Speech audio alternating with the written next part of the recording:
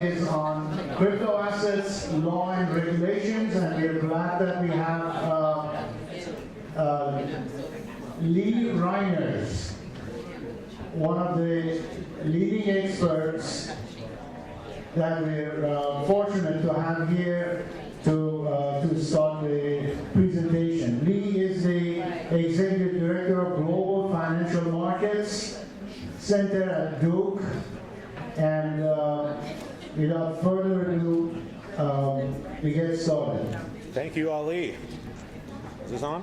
You can hear me? Oh, you know what? You got my inspiration. There you go. They heard you. I had the atrium on. Well, good afternoon, everyone. I realize I am standing between you and lunch, which is always a dangerous place to be for a speaker, but hopefully I can make this entertaining for you. First of all, it's an honor to be here at this inaugural event, and I commend Ali for putting this together in such a short period of time. It's really impressive what you and your team have done, so thank you for inviting me. As it says on the slide, my name is Lee REINERS. I'm the Executive Director of the Global Financial Markets Center at Duke Law, and I also teach FinTech law and policy at the law school. So I've been, and prior to that, prior to starting at Duke Law about 3 years ago, I worked for a number of years at the Federal Reserve Bank of New York, primarily doing big bank supervision. And so I have some, I know there was a speaker yesterday from the Federal Reserve as well. I remember those days when you're speaking at external events as a member of the Fed, you're really restricted in what you can say. And so during the Q&A, I have some thoughts around FedCoin and all that other stuff that he was hesitant to get into, and the supervision of firms dealing in crypto assets. So with that, I want to start off with a quiz, not graded. Raise your hand. So I'm going to go through this list here. And I want you to raise your hand if you think the answer is yes. So raise your hand if you think cryptocurrency is regulated as money. No hands went up. I think Jacob there was a panelist who just 2 panels ago said that it was money. So yeah, I guess you weren't listening very well to that one. It's all right. Raise your hand if you think cryptocurrency is regulated as a commodity. Couple hands, 3 hands. Raise your hand if you think cryptocurrency is regulated as a security. See, 1, 2, 3 hands. Raise your hand if you think cryptocurrency is regulated as property. Okay, about 2, 3. Raise your hand if you think it's all of the above. Oh, there we go. Okay, we got all right. And then finally, none of the above. Wow, these are the Bitcoin maximalists who think rules don't apply to them, right? I love it. So the answer is E, which is good. A lot of you got that right. So maybe we have some lawyers in here. And so as we go through these slides, I want to talk about each of these components, right? And hopefully I'll talk about it in a way that's sort of understandable. I'll avoid legalese. And in addition, I'm going to provide some real-world examples of how these various components of regulation are actually influencing specific cryptocurrency firms, parts of the industry, and the development of the industry as well. And that's something that you should keep in mind as I go through this presentation, is what do these rules and regulations mean for the development of the cryptocurrency industry here in the US? Is it good? Is it bad? Should there be more certainty? Should there be a strategy, as Kevin said last night? Because as many crypto firms have found out the hard way, this stuff matters, right? And I talk about in my class sort of the shift in mentality over the past 10 years or so from the disrupt mentality, typical Silicon Valley, right? Think of Uber, grow fast and break things, right? Airbnb. Well, grow fast and break things does not work well in financial services. You will not get very far, right? Because it's so heavily regulated by an alphabet soup of financial regulators. That is a byproduct of history and a lot of different factors, right? But it's applied, that system is applying to the crypto industry right now. So keep that in mind. So let's start off with regulating cryptocurrency as money. Most of you, I'm assuming, have never heard of the Financial Crimes Enforcement Network, but they are part of the US Treasury Department, and they're responsible for enforcing anti-money laundering laws, anti-terrorism financing laws, as well as other financial crimes. So if you work at a regulated financial institution, you're probably used to dealing with FinCEN and filing reports with them. But a lot of cryptocurrency firms obviously have never heard of them. Most people, I'm assuming you haven't either. And in 2011 and 2013, FinCEN looked at the cryptocurrency industry and said, okay, how does cryptocurrency apply to our current rules, right, as stipulated in the Bank Secrecy Act and other anti-money laundering laws? And what FinCEN said, and they said this repeatedly over the years, is that convertible virtual currency is the same as money, right, for purposes of anti-money laundering laws and anti-terrorist financing laws. Okay, so there's no difference in the eyes of FinCEN and the Treasury Department between fiat currency dollars and Bitcoin, Ether, XRP. So what does that mean then if you're a business operating in this space? Well, if you're an administrator or an exchanger of convertible virtual currency, you are subject to money transmitter rules, while users of virtual currency are exempt. So what does that mean? Well, if we're just buying and selling things with Bitcoin, or just going into Coinbase and buying it as an investment, we're not subject to these rules, right? You or I. But if you're certainly a cryptocurrency exchange, right, Coinbase, Kraken, Gemini, you're subject to these rules. Or if you're an administrator, so Ripple, for instance, would be considered an administrator according to these rules. And that means that you would have to register, first and foremost, with FinCEN. You would have to file suspicious activity reports, SARs. Again, traditional banks are very familiar with filing SARs. And then you have to have a very rigorous and robust program for detecting and preventing money laundering. Now, these rules, right, are not that well known to many within the cryptocurrency industry. They should be now. Initially, they were not. Last October, there was a report that came out that looked at the biggest cryptocurrency exchanges and found that only 13 of them had actually registered with FinCEN. I'm assuming the other 87 were non-US based cryptocurrency exchanges, but nonetheless, I think it's safe to say that they're probably serving US customers, in which case they should register with FinCEN. And FinCEN has taken a number of enforcement actions against firms who have failed to register and comply with these rules, including a unique one last month against a gentleman who held himself out as a peer-to-peer virtual currency exchanger. He literally was on the web, and he would meet you in a coffee shop, right, and give you fiat currency in exchange for Bitcoin or vice versa, right? So he probably didn't think this stuff applied to him. Turns out he was exchanging into the millions of dollars worth of Bitcoin or other cryptocurrency, and he got fined a hefty sum of money and banned from the industry by FinCEN. So this stuff matters.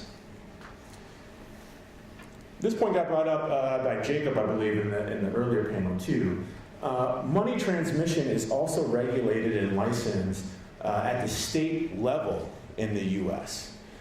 And those requirements will vary from state to state, but they generally include some form of minimum net worth.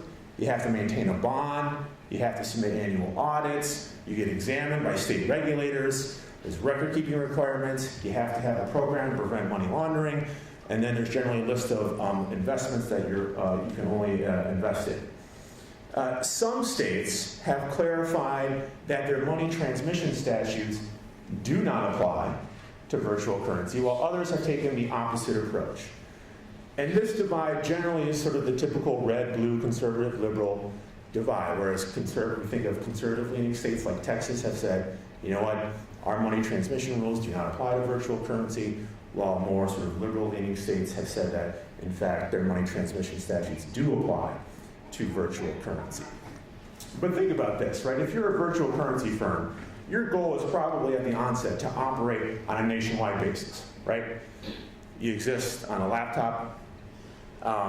It's, minimal cost to expand from one state to another, except with this licensing regime, right? You have to apply in each state you wish to do business in. That takes time, and it takes a lot of money. Lawyers' fees, consultant fees, right? So this is a pretty big barrier to entry for a lot of cryptocurrency firms here in the US. Now, some states have gone sort of above and beyond. Actually, one state in particular, and that is New York. Has anyone heard of the BIT license in here? I see a few hands. So I would characterize the BIT license as a typical state money transmission statute on steroids, right? So in addition to the normal requirements that states impose on money transmitters, New York imposed additional requirements, including a requirement that the cryptocurrency company hire a specific employee that has this title of Chief Information Security Officer, right? And that's pretty stunning when you think about it, whereas the government, the state government in this case, actually telling a company, you have to hire this specific person, right? And in addition, there's a whole bunch of other cybersecurity requirements, record-keeping requirements. I didn't list them all here because you get bored pretty quickly. But the net result of New York's action here in 2015 was a lot of cryptocurrency firms revolted, right, and actually pulled out of the state of New York. Because this applies not only if you're just located in the state of New York, but if you're serving customers in New York. So for instance, Kraken, which is a pretty big cryptocurrency exchange based in San Francisco, stopped serving New York customers after the BIT license came out. Same for Shapeshift, which is another decentralized exchange, less popular. But there are some firms who pulled out and others who refused to do business in New York because the BIT license is so onerous. But then there are other firms, including Ripple, who have gone ahead and gotten and received the BIT license. And then finally, it's worth mentioning that there is an effort afoot to try to get some more standardization when it comes to these state-by-state licensing regimes. So there's a group called the Uniform Law Commission. They're pretty well known for the Uniform Commercial Code. They have draft legislation that all states can take, right, and implement in their state should they want. Thus far, no one has really took them up on it. I think it's probably because it mirrors too closely the BIT license, which again is not very popular, but people are thinking about this. And then Wyoming has just gone ahead and done their own thing, right? And over the past 2 years, they passed a series of 13 bills, all related to blockchain cryptocurrency, and they're really trying to be the blockchain state. And part of those bills include exempting certain transactions from the money services business regime there. Okay, so let's move on then to regulating cryptocurrency as a commodity. In 2015, the Commodity Futures Trading Commission, which is the agency in the U.S. responsible for regulating the derivatives market, said that Bitcoin, and by extension other convertible virtual currencies, are in fact a commodity. Now this might be news to you. You probably think of commodities as more sort of kind of physical assets like oil, right, or natural gas. But in fact, the definition of commodity is fairly broad. It can include currency, it can include interest rates, and as of 2015, it also includes virtual currency. Now, the CFTC has jurisdiction over futures and other derivatives involving commodities, but the cash markets, or the spot markets, do not fall under the jurisdiction of the CFTC. However, they do have the ability to police the cash markets for fraud and manipulation. So what does this mean in practical terms? Well, it means that, again, popular US-based exchanges like Coinbase and Gemini do not have to register with the CFTC, provided that all they're listing are your normal sort of virtual currencies, right? That they're not listing virtual currency derivatives, or that they're not offering customers margin to purchase these virtual currencies. So again, virtual currency exchanges in the US, they're not regulated or supervised at the federal level, right? This is very, very different from your traditional securities exchange like the NASDAQ or the New York Stock Exchange. No supervision at the federal level, again, provided that they're not offering virtual currency derivatives. Now, we do have virtual currency derivatives, as some of you may know. And this happened in December of 2017 when two different exchanges proposed to list cash-settled Bitcoin futures products. So the Chicago Mercantile Exchange and the CBOE Futures Exchange, they self-certify these cash-settled Bitcoin futures products. Now, what do I mean by cash-settled? It means that upon the contract's expiration, there's no actual exchange of real Bitcoin. Okay? There is a reference price, and then you just compare the reference price to what the contract price you agreed upon is, and then you settle up in US dollars based upon that difference.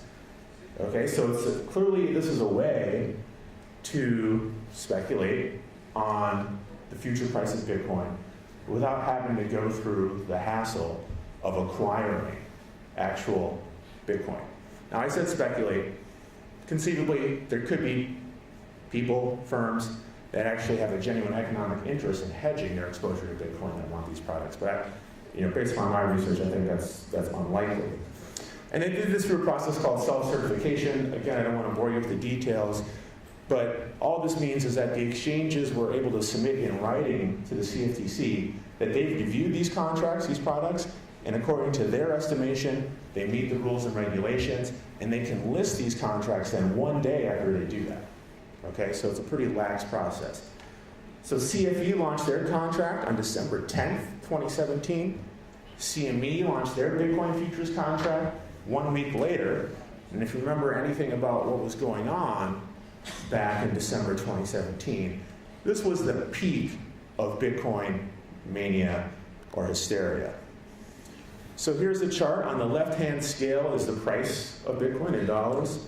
On the right-hand scale is the S&P 500 index. As you can see, it was sort of steady going there for the S&P 500, whereas 2017, the price of Bitcoin shot up like a rocket ship, right?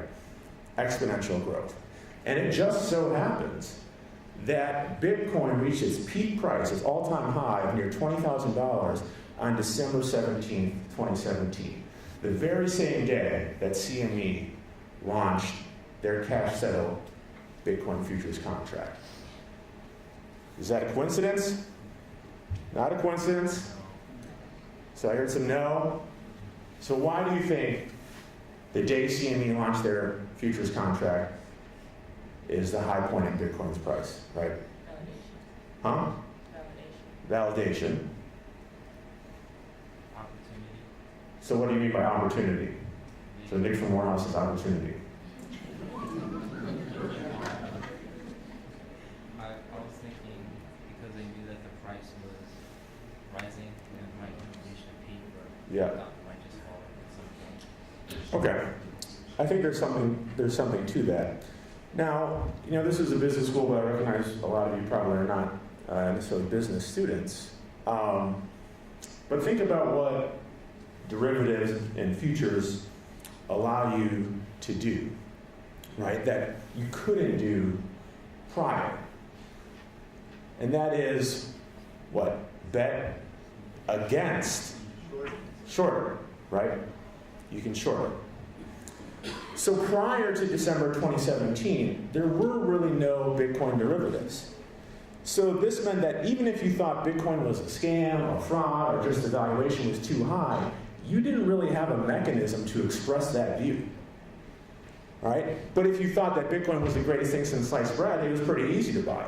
So it was really a one-sided market where there was the optimists were the ones buying, or the true believers, or just the people who wanted to get rich, right? That all changed, right? Because when you sell a future, it's equivalent to essentially shorting, right? Bitcoin. So now for the first time, you had a mechanism by which those who were skeptical of Bitcoin's price could actually express that view with a traded and regulated instrument. All right, so that played a large role then in, now clearly most people knew at the time that Bitcoin was in the midst of a speculative bubble. Even if you believe in the long-term viability, there was very few people who were saying, yes, $20,000 is a justifiable price, right? Now, there's obviously challenges when it comes to the valuation methodology you apply to Bitcoin, but very few people genuinely believe that it could stay at 20,000 or higher. So again, futures allowed the shorts to come in. There was a short burst of interest in the futures contract, but it's really tapered off to the point where actually CFE is canceling their contracts, so they're no longer offering new contracts. But you can still go on your TD Ameritrade account or E-Trade account and trade in the CME futures contract if you want. Okay, so this is an example of how again, because the CFTC regulates commodity derivatives, that we have Bitcoin futures. Now let's move on to talking about how cryptocurrency is regulated as a security. Now, any sort of investment vehicle that holds virtual currency and offers an ownership interest in that vehicle is subject to SEC registration, right? Unless certain exemptions are met. So this is why that we currently have Bitcoin futures contracts, but we don't have a Bitcoin exchange-traded fund. Now, I'm assuming most of you are familiar with what ETFs are. If you're not, they're simply a marketable security that tracks an index, a commodity bond, or a basket of assets, and they trade just like a common stock on a stock exchange, right? Again, you can buy and sell throughout the day ETFs. And the SEC, so there's been a number of applications, right, for those who wanted to list a Bitcoin ETF. And you can imagine, again, why this would be attractive to a lot of people, right? Because a lot of people, they don't necessarily know how to purchase Bitcoin, or they've heard about stories of exchanges getting hacked, right? And so they would rather invest in a liquid ETF that trades on, you know, the New York Stock Exchange or the NASDAQ, because they're more comfortable, they're more familiar, and there's more regulation, right? But again, it's also a way to speculate on the price of Bitcoin without ever having to acquire Bitcoin. And the SEC has said no. And they first said no in 2017 when the BATS exchange attempted to list and trade shares of the Winklevoss Bitcoin Trust. I'm assuming some of you heard of the Winklevoss twins from Facebook fame or infamy. And they are very active in the cryptocurrency industry. They own the Gemini exchange, and they tried to list the ETF here. So the SEC said no. But then Bitcoin futures happened, and then a lot of people in the industry said, well, now there's futures contracts, so the SEC has to allow an exchange-traded fund now, right? How can they say no to this derivative when another derivative already exists, right? And these ETFs, these sort of new ETFs that were being submitted to the SEC were a bit different in that they actually planned on tracking the price of Bitcoin futures and not in actual Bitcoin. But the SEC still said no, right? And not only did they say no, but they issued sort of a public letter. And they said, okay, if you're coming to us wanting to list a Bitcoin ETF, we have some concerns. And until these concerns are addressed, we're going to say no, right? And that's kind of where they're at currently. And those concerns revolve around liquidity, right? Will this be a liquid instrument? How can you have a liquid ETF that is tracking a product that is very illiquid? There are concerns around that. Custody. To the extent that the ETF is holding actual Bitcoin, what assurances can we have that those Bitcoin are actually kept secure, right? We've all seen the stories about the cryptocurrency exchange hacks, okay? That's a big issue. Arbitrage. There are rules against allowing the price of an ETF to materially be different from the price of the assets underlying, making up that ETF, okay? There has to be a process in place in which you can get that, what they call the net asset value of the ETF, aligned with the price of the ETF. It's not so easy to do that in the cryptocurrency market because it's very fragmented. There's no such thing as one Bitcoin price. If you were to go to Coinbase, if you go to Kraken, Bitfinex, whatever other exchange you use, you would see 3 or 4 different prices. And then manipulation. How can we be sure that the ETF is resistant to manipulation when we know that the underlying Bitcoin spot market is ripe with manipulation, right? These concerns are still in place. So if you're holding out hope for an exchange-traded fund for Bitcoin, I wouldn't hold your breath. But this could change. So regulating cryptocurrency as property. Well, for federal tax purposes, virtual currency is treated as property. So anytime you use virtual currency, even if it's to buy another virtual currency, that is technically a taxable event. So to put it in concrete terms, if I were to buy a cup of coffee with Bitcoin, I would technically have to pay capital gains taxes on the value that that Bitcoin went up by from the time I purchased it to the time I bought that cup of coffee. Okay? So what does that mean? If you hold your cryptocurrency for longer than a year and then you spend it, you'll be subject to long-term capital gains taxes. Those are the tax rates, depends on where you fall on the income ladder. But if you hold that cryptocurrency and you spend it in less than a year's time, then it's going to be taxed at higher ordinary income rates. Again, you might think this is not all that relevant. Well, a few years ago, it was very relevant if you happen to be a customer of Coinbase, which is the largest US-based exchange. In 2016, the IRS issued a summons to Coinbase and told them, you need to hand over every single customer record from every transaction that took place from 2013 to 2015. Okay? Every single customer. Now, if you're a believer in Satoshi's vision of decentralization and anonymity, right, this did not feel good.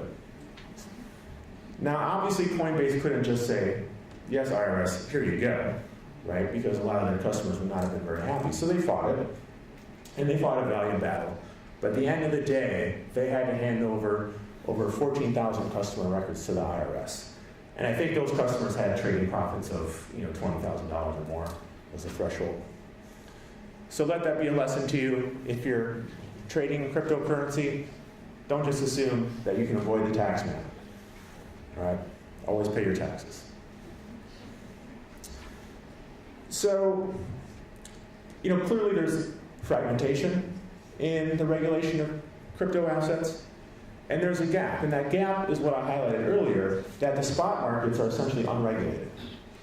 So there are some within the cryptocurrency market who recognize that this is an issue, right? That this sort of regulatory gap is preventing people from trusting or engaging with specific firms. And so they said, okay, well, let's come together and police ourselves, right? And in doing so, hopefully, we can sort of prevent more aggressive and cumbersome regulation as well in the process. So back to the Winklevoss twins who run the Gemini exchange. Last year, they announced that they're going to create what they call the Virtual Commodity Association. This is an industry-sponsored, self-regulatory organization for the virtual currency industry, specifically exchanges. Now, there are other self-regulatory organizations in our capital markets, most notably FINRA for broker-dealers. There's one for the futures industry as well. So this has precedent. And these are the goals, right? And the goals are to develop clear standards, sound practices, right? Incentivize cryptocurrency firms to prevent and detect manipulation and report that information to the relevant regulators, primarily the CFTC. But then most importantly is that there has to be a mechanism in place to punish those firms who are members but are not complying with the rules that you develop.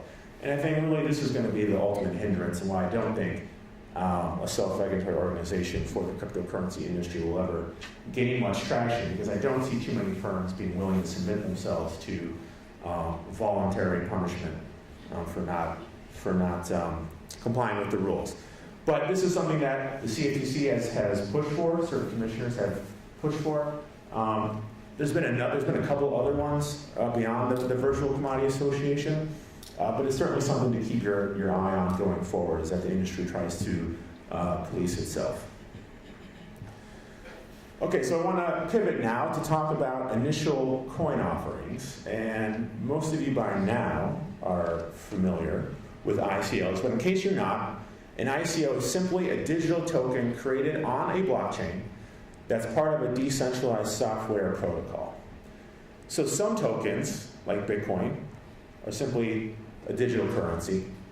Other tokens can represent rights to a tangible asset, real estate, gold. And then other tokens are used in new decentralized applications or new protocols, right? And we call these tokens utility tokens, most commonly, or protocol tokens, or app coins. And then, of course, some ICOs are just fraud or speculative ventures. And these are done on the Ethereum blockchain because of the smart contract capability that was discussed earlier.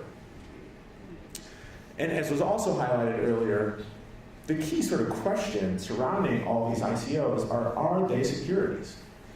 Because if they are securities, right, they need to register with the SEC, again, unless certain exemptions apply. And we think of securities as sort of traditional things like stocks or bonds, but investment contracts are also securities. And that is sort of the key kind of definitional challenge for ICOs, is that are they in fact investment contracts? So far, I would say the SEC has taken a regulation through an enforcement approach, because there's just been a lot of downright fraud in the market that's kept the SEC very busy up until now. And there hasn't really been a lot of bright line guidance that's been put forward by the SEC to help ICO issuers understand where they fit, right, into this regulatory structure. Now, the key test for determining whether or not something is an investment contract is known as the Howey test, right? And this comes from a 1946 Supreme Court case involving actually citrus groves, which drives people in the cryptocurrency industry mad that a Supreme Court case from 1946 is being applied to a very modern and technologically advanced industry. But nonetheless, it's flexible enough and it still holds. And an investment contract, according to the Howey test, an investment contract is a security if it meets these four sort of prongs: an investment of money in a common enterprise with an expectation of profits, and those profits are derived from the efforts of others. Now, all four prongs of the Howey test have to be met in order for it to be an investment contract. In 2017, the SEC did apply the Howey test to one specific ICO, the DAO or the DAO. Now, I know the DAO has been talked about definitely by Kevin, I think, earlier today as well. So I don't want to necessarily litigate the DAO, but here's a brief refresher on what the DAO was. And it essentially was a decentralized venture capital fund, right? And that you would send, if you were a DAO investor, you would send Ether, right, to the DAO's address, public Ether address, and in return you would get a DAO token. So they raised $150 million through this process. Now the DAO was sort of created by a company, by a group of people from a company called Slockit, who ran the smart contract and did play a role in the ongoing running of the DAO. And as a DAO token holder, as an investor, you were able to then vote on contract proposals to fund projects and distribute the DAO's anticipated earnings from the projects it funded. So again, everyone would vote on certain projects, whether or not they should be funded by the DAO, meaning that the DAO would send Ether to these projects, and if the projects were successful and earned a return, then the DAO investors would get Ether back, right? That's how it was supposed to work in theory, and they were very upfront in marketing this thing, that these DAO tokens, you could sell these on secondary exchanges if you wanted, right? And actually that they would help, Slockit would help do this as well. Now, as Kevin alluded to, this whole endeavor did not work out very well because there was a flaw in the code, right? The Ether that was sent to the DAO's Ethereum address was stolen. There had to be a hard fork, and that resulted in the Ether and Ether Classic split that we have today.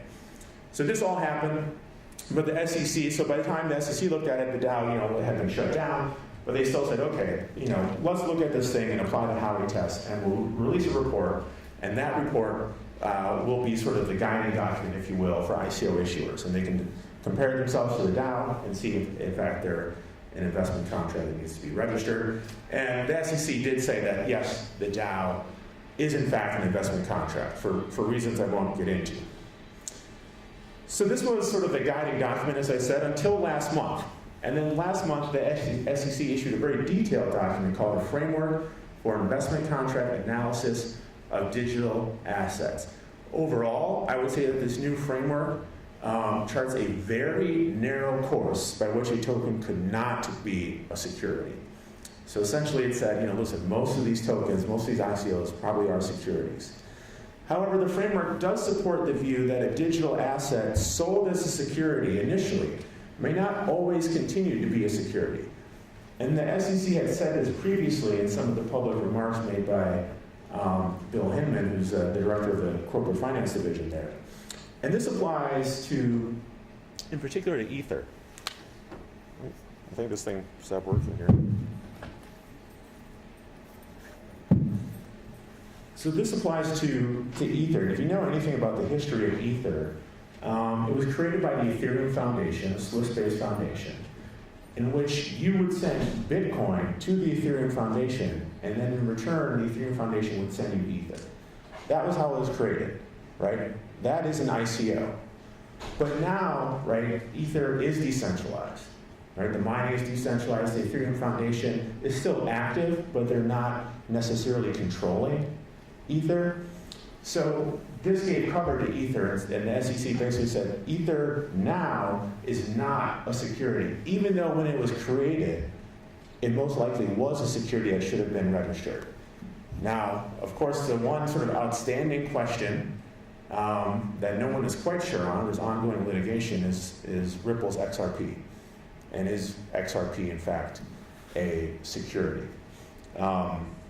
No one's quite sure about that, and there's a lot of tricky questions involved that I won't get into. So the SEC in this framework that they came out with last month, they said that the key components here for all ICO issuers to keep in mind is that, is there a reasonable expectation of profit, and is that profit derived from the efforts of others, right? Those are the two critical components of the Howey test that you have to ask of each ICO. And they listed a number of factors that indicate, yes, an expectation of profit exists, or no, it may not exist. And so obviously, if the digital asset or the token gives the holder a right to certain enterprise income, then it is probably an investment contract because the expectation of profit exists. Another interesting component that they listed is that if there's apparently little correlation between the price of the token and the market price of the goods the token entitles you to, then an expectation of profit may exist. So if the token entitles you to, say, a certain amount of file storage, right? And you can just go out and buy that file storage, on the open market for, say, $100. But you have a token that entitles you to the same amount of file storage that's trading for $1,500, right? Clearly there's a disconnect, and that expectation of profit probably exists. Also, an expectation of profit exists if there's a secondary exchange, right? If there's exchanges that are buying and selling the token, or the people who created it are willing to buy and sell it and support the price, right? In that case, an expectation of profit probably exists. It may not exist if there's a stable correlation between the value, between the price of the actual asset that you're entitled to and the token, or if there's sort of the trading volume corresponds as well. So again, back to the file storage example, if there's really not that many people who are interested in buying file storage, yet there's millions of people trading this file storage coin, okay, that's probably a sign that people are trading this thing because they expect to make a profit. Moving on to the last prong of the reliance on the efforts of others, part of the Howey test, the SEC said that here the critical question is that, is the person, company, group who launched the ICO, are they an active participant, or are they essential to continuing the operation of the network? And the SEC calls these people active participants. So are the people who created this thing still involved, right? And the answer is probably yes, if the creators, or the active participants, are playing a leading role in the governance of the protocol, if they're updating the code, if they're determining how third parties validate the network, okay, then you're relying on the efforts of others, a centralized party. If the active participant is creating a market for these tokens, a secondary market, again, you're probably relying on the efforts of others if you invested in this token.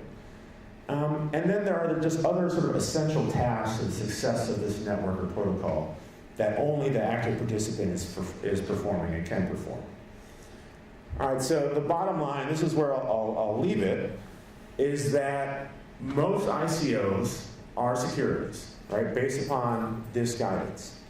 And I think this is one reason, I know it's one reason, why the ICO market has dried up significantly in 2019 if you compare it to what happened in 2017, in 2018, is that now there's additional regulatory clarity and certainty around whether or not these things are securities. And the SEC has been playing catch up, but they're very active. They created a new unit within the SEC dedicated just to cryptocurrency cases. So beware if you're launching a ICO, and always consult an attorney. So with that, I will turn it over to any questions you may have.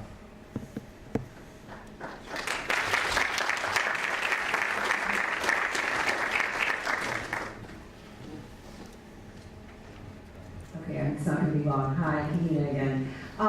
From Ripple. So I just wanted to be really, two things I would offer. Number one, Lee, it'd be great for you to actually talk to my general counsel, because I think making that connection and having somebody actually in the industry, and our general counsel came from American Express and a bunch of financial institutions. So I'm not going to make any statements because we are streaming on a ongoing litigation. The one thing I would say is just a point of clarity on your comments. There have been a lot of discussions around what are cryptocurrencies in regards to Ripple. I think you said there was an ongoing investigation. I think there's some private litigation. Yeah, I'm sorry, private litigation. I just wanted to make that distinction. Not a public investigation, yes. Yeah, I just need private litigation. Yeah, private litigation. But it is, I'm really glad that you opened up your presentation with what is it? Yeah. Right? Is it none of the above? Is it all of the above? Because we're in very interesting times. The question I have, so that was my statement, is how are you looking at the way that the U.S. Jurisdiction is looking at cryptocurrencies and ICOs versus the international jurisdictions in Switzerland, Singapore, and other, and do we run any risk around kind of competition in this burgeoning industry that you see around the clarity or lack of clarity? No, that's a very good question, and I appreciate the clarification on the Ripple private litigation. So there's, as far as I know, no official public investigation into Ripple, and I don't know all the details. So I just know it's an outstanding question as far as its status. I don't have an opinion one way or the other. As to your other question, I mean, listen, hopefully, the one thing you come away with is that this is not an ideal system, right? If we were to create a system from scratch, it would not look anything like this, okay? And, if you talk to people in industry, they will point to this system as a hindrance, as a burden, as anti-competitive, a barrier to entry, and they have a point, right? I think that is true, but I think you also have to look at the opposite side. That innovation is great, but innovation without any rules or guide rails can go very wrong, and people can lose a lot of money. Now, the fact of the matter is that there are no sort of widows and orphans, if you will, in the cryptocurrency space, right? The people who have lost money, and rest assured there are a lot of people who have lost money or been defrauded, are younger, tech-savvy, right? People who, it's easy to say, well, they should have known better, right? These are not necessarily sob stories. But I do think that it is worthwhile for Congress to look into this and to think about sort of what should be our national strategy. Are we losing ground from a competitive standpoint? Are we allowing innovative companies to start here in the U.S. like they've historically done? As to your point, so other countries have embraced, right, the blockchain economy or the blockchain industry. Malta is one of them. Switzerland, not surprisingly, is one of them, where they provided a very clear taxonomy for crypto assets, easy to understand. Singapore is one of them. But then there are others who are more stringent. For instance, China, who's basically said, we're banning cryptocurrency exchanges, we're banning ICOs. So I always push back on those who say, well, we need clarity. Well, in China, it's pretty clear, right? That's not the clarity you probably want, though, okay? And I do think this fragmented regulatory structure does allow for certain pockets of innovation to occur, right? Or sort of regulatory arbitrage. So I always push back again, I think it would be good if we had clarity, but that clarity, you'd feel differently depending on sort of, if you're industry, public sector, or whatnot. But I do think that this is not an ideal system. Unfortunately, it's going to take Congress to change this and to get the regulators to play ball. And that's another issue too, is that as a former regulator, they're very turf conscious. They don't always work well together, play well together. Again, this is why we have Bitcoin futures contracts, but not an exchange traded fund. That makes no sense. So I think it's going to take Congress to really force the regulators to come together and think about this from a national competitive standpoint.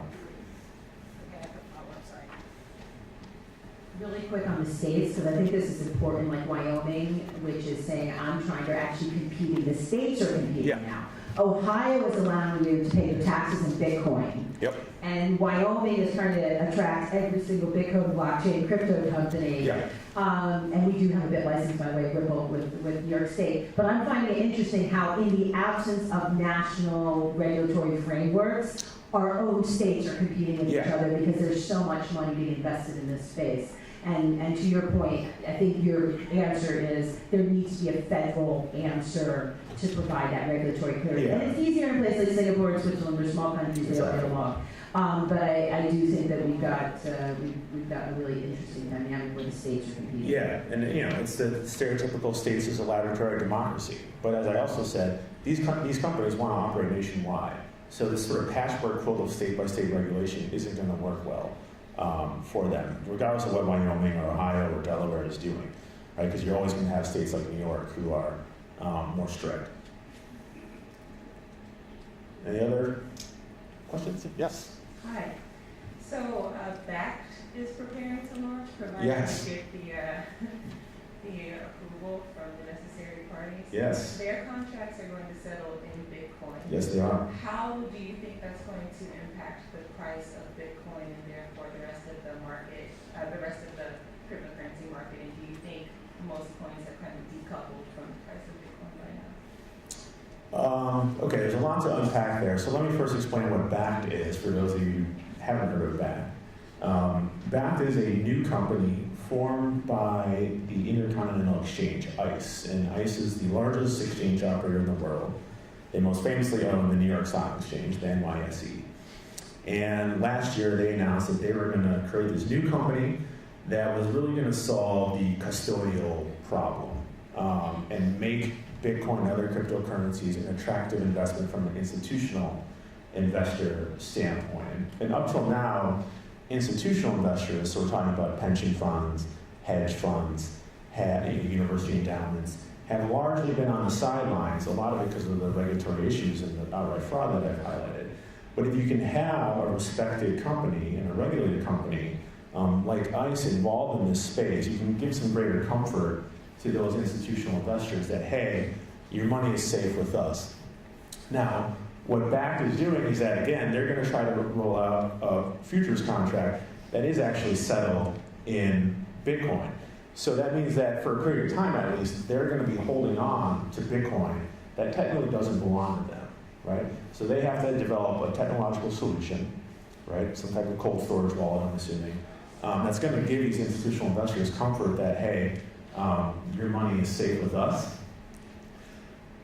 They've delayed this for a while. I think part of it is because they saw what happened with the futures contracts, and there actually wasn't very much investor interest over the long term in these things. So I think that has allowed them to, or forced them to tap the brakes a little bit. And I think there's regulatory concerns as well. What it will do to the price, I mean, listen, I don't know. In normal securities markets, right, there is clearly a tie, a correlation between derivatives and the underlying. There's nothing normal about the cryptocurrency market. As I said, there's no such thing as the one price of Bitcoin. Theoretically, when there's a discrepancy between a derivative and the underlying, you should just be able to arbitrage that away.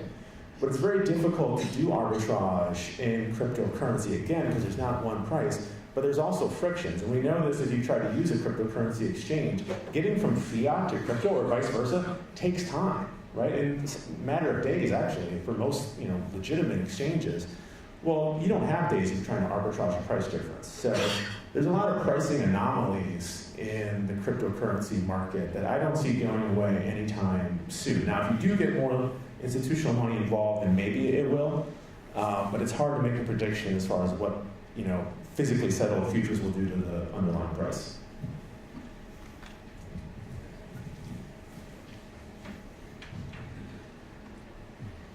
So about the profit component of the Howard test, I was wondering if you have expectation of profit.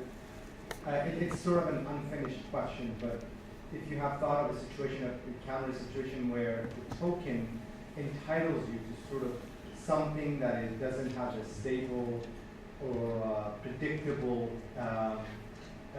valuation in the market, sort of service that's not clear what the market value is. So you said entitlement to file storage, you can define that relatively by looking at 1 gigabyte ROM. But what about services or things that we might be entitled to as a token that doesn't really have a good value in the market? I mean, that's a tough call. These are, subjective factors, right? These are not dispositive in the sense that if, one is met, then it therefore is an investment contract. These are just things that the SEC says we're going to think about. In the case where where there's sort of the underlying market, right, or the utility, if you will, whatever the product or services is uncertain, I think that's more of a challenge, and it's going to be more of a judgment call.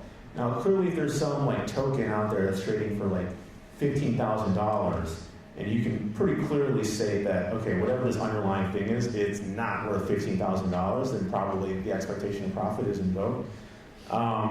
But in other cases, it's going to be a gray area, and they're going to rely on sort of other prongs, if you will, or other factors. So I don't have a good answer for it. It's always on a case-by-case basis. Okay. Thank you. Thank you so much, Lee. Again, as a token of our appreciation, we have a flag for you that reads like the others. It's presented to Lee REINERS for inspiring, imparting valuable insights at the inaugural HBCU Blockchain Summit 2019. So with that, again, I appreciate the presentation and talk. That brings the session before lunch to the end, and we're going to be going to the atrium for lunch, and followed by a discussion, and that's going to be a faculty talk. The students will go to room 105 for the session, and Kylie and George McChenney and Kylie Williams are going to be leading that session with the students. And then the faculty will stay in the auditorium, in the atrium, and we continue our discussion.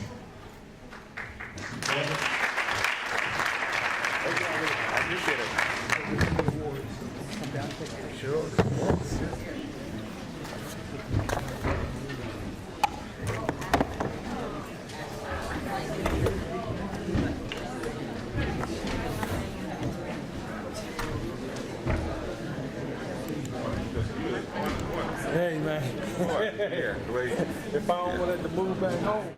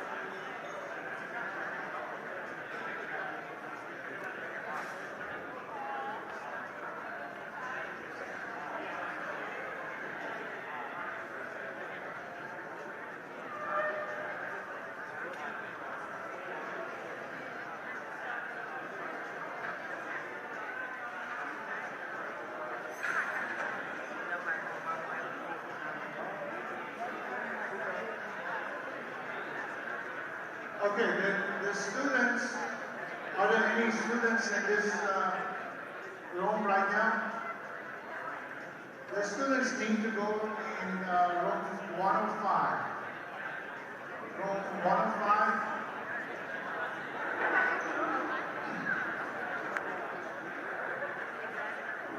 Yeah, because I mean, I'm thinking right at there, so I have to leave that one.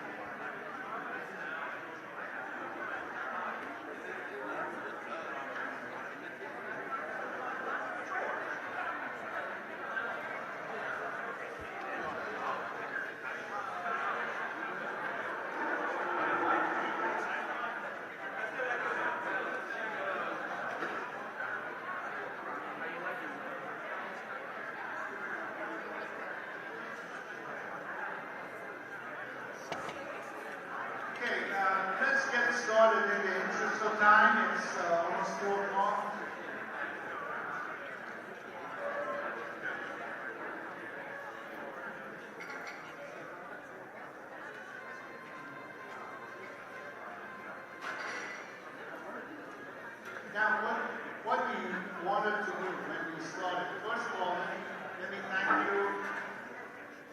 I know that you want to network, and I know that you want to talk with your colleagues and the newfound colleagues and friends. But let's go through this session with some focus. I think I've reserved a lot of the comments I wanted to make since yesterday. I said I'll hold until we get a chance that all of the technical sessions, all of the learning and information gathering, all of that is behind us for these 2 days. Now we can focus on what are the next steps? What sort of things do we need to do? When we embarked on this, we wanted to have a forum for our faculty to come together and understand what this area is about. And now we have finished the 2 days, but we need to talk about, are you interested in more course development? Are you interested in research? Do you want to do both of them? Do you want to do faculty development? I put on the table a number of things that we did discuss with some of the deans and department chairs at this gathering. One of them was, why don't we have a faculty institute in the summer to focus? How many of you would like to have that? Okay. Another idea is regional workshops that we bring to the HBCUs. 4 or 5 HBCUs get together for 2-3 days of concentrated workshops on specific topics. We have the focus, again, in this area could be teaching, how to develop courses, and then some workshops for what are the research topics that we can work on. If you have paper presentations, if you have ideas, we can make that also into a regular academic conference that you can come in and present papers. However, that depends on the extent of activities on each campus. So we won't be able to get to that level if we haven't completed the first steps, which is faculty development, learning. What we presented to you in here was a group of topics.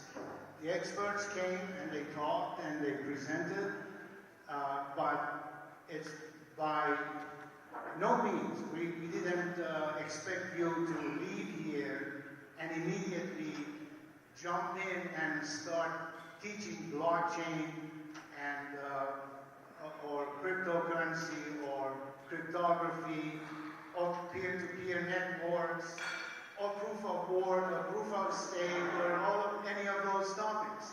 We didn't really intend to be at that level. We wanted to have a platform and a foundation for all of these topics. So now that we've passed that, we want to see what your wishes are, open the floor, and ask you questions. But I want also to say that without a great team, we wouldn't be here. Dr. Bhatna has been with us from the beginning, and he has worked with the faculty, specifically at Morgan, to create a model for the rest of the HBCUs if we are successful in implementing it. You know, it's like this is such a new development and such a fast-paced development.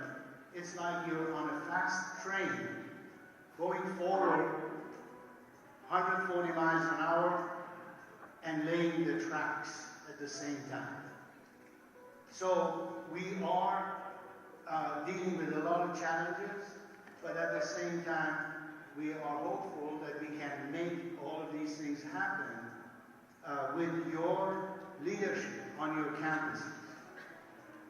Every one of you is the leader on your respective campuses, and Dr. Bachner is going to talk about some of the outreach that we want to have for all the other HBCUs. So with that, I want to give the floor to Dr. Bachner to talk about some of these issues, some of these ideas and talks he will talk about. And if you have questions after that, we're going to pass the mic. And hopefully we can record some of these ideas and we can share with you later on. Okay? Thank you, and Dr. Bachner. Thank you, Amit. Yesterday in the keynote speaker, you heard Kevin Bernard saying, "You are all pioneers." Do you all get that sense? You are all pioneers. So I'm hoping to hear, yes, we are all pioneers. Yeah, so we are all pioneers. In fact, even in today's session with Kahina, it was pretty evident that blockchain is here to stay. In fact, if you look at the trajectory of her job movements, Citibank, when they were just getting into e-commerce, wrote that way. The next wave, then Facebook, just when they were getting into the financial side. So there you have a visionary who is also validating that model that blockchain is here to stay. Not only that, you are all pioneers. Therefore, we are very happy to see that all of you are very energized. You've had some time to network. You've had time to learn about blockchain. We had about 2 months to organize the faculty side, the entire conference, and we sent out a call for papers. That call for paper, we stopped that call about last week. We received actually 19 proposals. They were overwhelmingly from Morgan State. From other institutions, we received only a few proposals, and when I started talking to everybody around the room as to why there were so few proposals, one was we don't have enough resources. The second was that there wasn't enough time to submit this the proposal. We are going to extend the deadline. We'll give you all until summer to work on your proposals, and the deadline now is Friday the 13th, easy to remember, of September. What kind of proposals are we looking at? Research is one. Your research proposal should be in the area of blockchain and fintech. Related to that. For instance, if you've submitted a proposal such as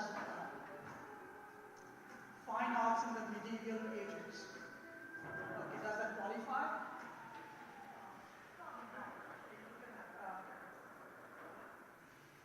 I'm sorry. Is that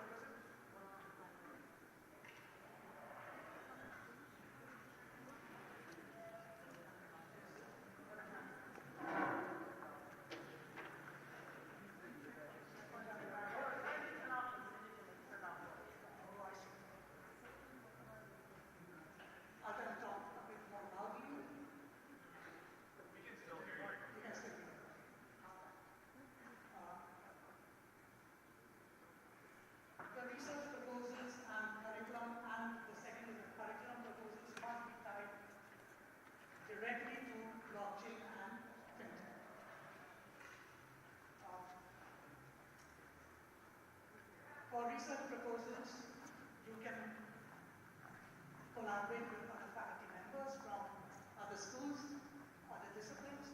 Interdisciplinary proposals are preferred. There's a form in our FinTech website where you can go and submit your proposal. For curriculum, there are two types of proposals. One is a new course proposal, and the second is a course redesign. The new course proposal must be aligned with blockchain, must be aligned with FinTech. Blockchain or FinTech. If you're modifying a course, the modification must be at least 20% of the existing course. So we assume that the course is 14 weeks long. For that, the modification needs to be 3 weeks, that's 20%. So we tried that model out, even from different modules here. There are some classes that are unable to that, specifically where the instructor has a great deal of leeway. These could be the junior or senior level classes. But there were some classes that are multi-section where all instructors have to use an identical syllabus. In those cases, making that 20% change is very difficult. That course needs to go through several layers of committees. There could be an internal curriculum committee, there might be a committee at the school level, etc. It all depends on your individual programs. Therefore, we've changed that slightly, and that change is, in case you are unable to put 20% blockchain and FinTech concepts in a course, then you should partner with another faculty member, specifically in your department, in your area, and together two of you can propose the equivalent of 2 faculty members course load, that is a total of 6 weeks between. So if you get 6 weeks of modules, then that can be interspersed in several courses that will happen. As an example, you pair up with a faculty member, you develop 6 weeks worth of modules. One module can go in accounting 101, 2 modules can go in accounting 102, 2 modules can go in accounting 201, 1 module can go in accounting